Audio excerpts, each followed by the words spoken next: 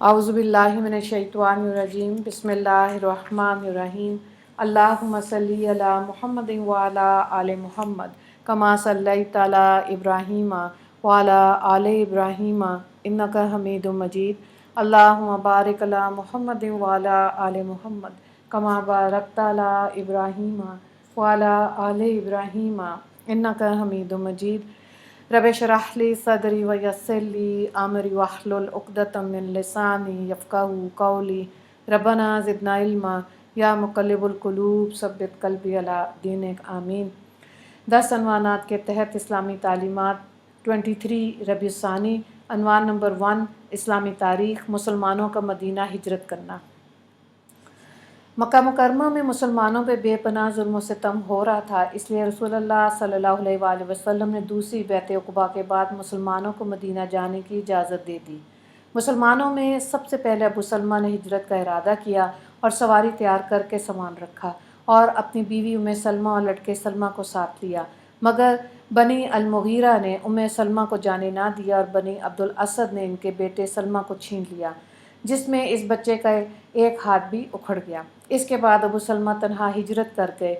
ام سلمہ روزانہ مقام بطحہ پر آ کر روتی رہتی تھیں۔ اس طرح 1 سال کا عرصہ گزر گیا۔ آخر ایک شخص نے ان پر رحم کھا کر ان کے شوہر ابو سلمہ کے پاس بھیجنے پر قریش مکہ کو راضی کر لیا۔ اس وقت بنی عبد الاسد نے ان کے لڑکے سلمہ کو واپس کیا، جسے لے کر وہ کسی طرح مدینہ پہنچ گئیں۔ اس کے علاوہ دیگر مسلمانوں کو بھی ہجرت کرنے میں بہت زیادہ مصیبتیں اٹھانی پڑیں۔ اسلام کی خاطر اپنے محبوب وطن، مال و دولت اور رشتہ داروں کو چھوڑنا پڑا۔ حضرت صہیب رضی اللہ تعالیٰ عنہ نے جب ہجرت کا ارادہ کیا تو مشرکین نے روک لیا۔ حضرت صہیب رضی اللہ تعالیٰ عنہ نے اپنا سارا مال دے کر راضی کیا اور ہجرت فرمائی۔ اس کی خبر رسول اللہ صلی اللہ علیہ وآلہ وسلم کو ملی تو آپ نے فرمایا کہ صہیب نے نفع کا سودا کیا، جس کا ذکر قرآن میں ہے۔ عنوان نمبر 2 اللہ کی قدرت، نیند کا آنا۔ جب انسان دن بھر کام کر کے تھک جاتا ہے تو اللہ تعالیٰ اس کی تھکان دور کرنے کے لیے اس پر نیند طاری کر دیتا ہے۔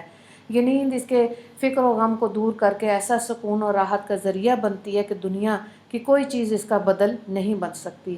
پھر اللہ تعالیٰ نے یہ نعمت امیر، غریب، عالم، جاہل، بادشاہ، فقیر ہر ایک کو یکساں عطا فرما رکھی ہے اور اس کے لیے رات کا وقت متعین کر دیا۔ اگر انسان کو نیند نہ آئے تو اس کا دماغی توازن بگڑ جاتا ہے اور ہوش و حواس ختم ہو جاتا ہے۔ لوگوں کے لیے رات کا وقت متعین کرنا اور ایک ساتھ نیند کا آنا اللہ کی بڑی قدرت ہے۔ عنوان نمبر 3 ایک فرض کے بارے میں، مانگی ہوئی چیز کا لوٹانا۔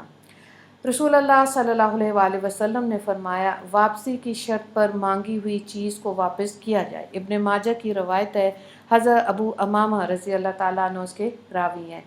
مفہوم یہ ہے کہ اگر کسی شخص نے کوئی سامان یہ کہہ کر مانگا کہ واپس کر دوں گا تو اس کو مقررہ وقت پر لوٹانا واجب ہے۔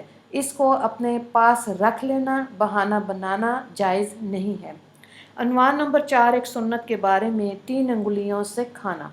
حضرت کعب بن مالک رضی اللہ تعالیٰ عنہ فرماتے ہیں، رسول اللہ صلی اللہ علیہ وآلہ وسلم 3 انگلیوں سے کھاتے تھے اور جب کھانے سے فارغ ہو جاتے تو انگلیاں چاٹ لیتے تھے۔ مسلم کی روایت ہے، حضرت کعب رضی اللہ تعالیٰ عنہ اس کے راوی ہیں۔ مفہوم یہ ہے کہ کھانے کے بعد انگلیوں کو چاٹنا سنت ہے، لیکن اس طرح نہیں چاٹنا چاہیے کہ دیکھنے والوں کو ناگوار گزرے۔ عنوان نمبر 5 ایک اہم عمل کی فضیلت، اچھا کام کرنے کا بدلہ۔ رسول اللہ صلی اللہ علیہ وآلہ وسلم نے فرمایا، مومن کو مرنے کے بعد جس عمل اور بھلائی کا بدلہ ملے گا، اس کا وہ عمل ہے جس کو سیکھا اور دوسروں کو پہنچایا، یا پھر نیک اولاد چھوڑ کر گیا، یا کسی کتاب کا وارث بنا دیا، یا کوئی مسجد بنا دیا، یا مسافر خانہ بنا دیا، یا نہر جاری کرا دی، یا اپنی صحت اور زندگی میں اپنے مال میں سے صدقہ خیرات کیا، تو اس کے مرنے کے بعد ان کاموں کا اجر و ثواب ملتا رہے گا۔ ابن ماجہ کی روایت ہے، حضرت ابو ہریرہ رضی اللہ تعالیٰ عنہ اس کے راوی ہیں۔ عنوان نمبر 6 ایک گناہ کے بارے میں، دکھاوے کے لیے کپڑا پہننا۔ رسول اللہ صلی اللہ علیہ وآلہ وسلم نے فرمایا، جو شخص شہرت کے لیے دنیا میں کپڑا پہنے گا، اللہ تعالیٰ اس کو قیامت کے دن رسوائی کے کپڑے پہنائے گا اور پھر اس میں آگ بھڑکائے گا۔ ابن ماجہ کی روایت ہے، حضرت عبداللہ بن عمر رضی اللہ تعالیٰ عنہ اس کے راوی ہیں۔ عنوان نمبر 7 دنیا کے بارے میں، دنیا کھول دی جائے گی۔ رسول اللہ صلی اللہ علیہ وآلہ وسلم نے فرمایا، عنقریب دنیا کی دولت تم پر کھول دی جائے گی، یہاں تک کہ تم اپنے گھروں کو اس طرح بناؤ سنگھاؤ گے جیسے کعبہ شریف کو سنوارا جاتا ہے۔ طبرانی کی روایت ہے، حضرت ابی جحیفہ رضی اللہ تعالیٰ عنہ اس کے راوی ہیں۔ عنوان نمبر 8، آخرت کے بارے میں اہل جنت کی شراب اور پیالے۔ قرآن میں اللہ تعالیٰ فرماتا ہے، ان اہل جنت پر چاندی کے برتن اور شیشے کے پیالے پیش کیے جائیں گے، وہ شیشے چاندی کے ہوں گے جن کو بھرنے والے خادموں نے مناسب انداز سے بھرا ہوگا، اور ان کو ایسی شراب کے جام پلائے جائیں گے جس میں سونڈ کی ملاوٹ ہوگی۔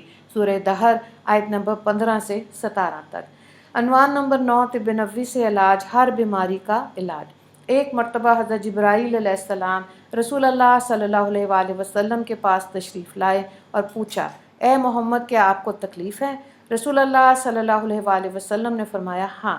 تو جبرائیل علیہ السلام نے یہ دعا پڑھی، بسم اللہ ارقیک من کل شیء یؤذیک من شر کل نفس و عین حاسد بسم اللہ ارقیک واللہ یشفیک۔ ترجمہ، اللہ کے نام سے جھاڑتا ہوں ہر اس چیز سے جو آپ کو تکلیف دے، خواہ کسی جاندار کی برائی ہو یا حسد کرنے والی آنکھ کی برائی، اللہ کے نام سے جھاڑتا ہوں، اللہ آپ کو شفا دے۔ ترمذی کی روایت ہے، حضرت سعید رضی اللہ تعالیٰ عنہ اس کے راوی ہیں۔ عنوان نمبر 10، قرآن کی نصیحت۔ قرآن میں اللہ تعالیٰ فرماتا ہے، یہ بتائے ہوئے احکام ہی میرا سیدھا راستہ ہے، تم اسی پر چلو اور غلط راستوں پہ مت چلو، ورنہ وہ راستے تم کو راہ خدا سے ہٹا دیں گے۔ اللہ تعالیٰ اس بات کا تم کو تاکید کے ساتھ حکم دیتا ہے تاکہ تم ٹیڑھے راستے سے بچ سکو۔ سورہ انعام۔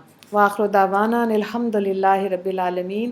اللہم اغفر للمسلمین والمسلمات والمؤمنین والمؤمنات۔ السلام علیکم ورحمۃ اللہ وبرکاتہ۔